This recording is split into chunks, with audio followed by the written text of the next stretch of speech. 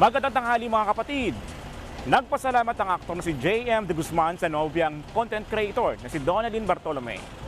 Nagsilbi raw kasing support system ni J.M. si Donalyn noong panahong may pinagdaanan ng aktor. Kayo mga kapatid, sinong support system nyo at paano sila nakakatulong sa inyo? Tara, samahan nyo ako at magtatanong tayo dito. Pamilya lang po. Sa financial, siyempre yung mga suporta nila. Sa magulang. Anong mga tulong binibigay sa iyo ng magulang? Mga pang ng anak ko, ang pangailangan. Yun lang ang hirap eh.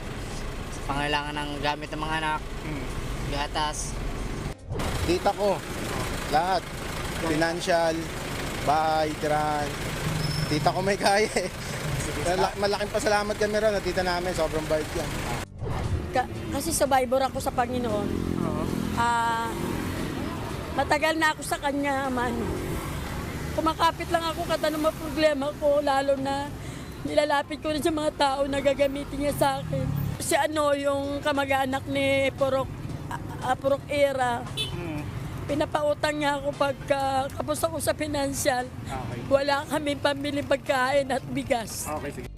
Ako ang inyong hari ng bayan, ang tunay at nag-iisang pantanggal umay sa pananghalian.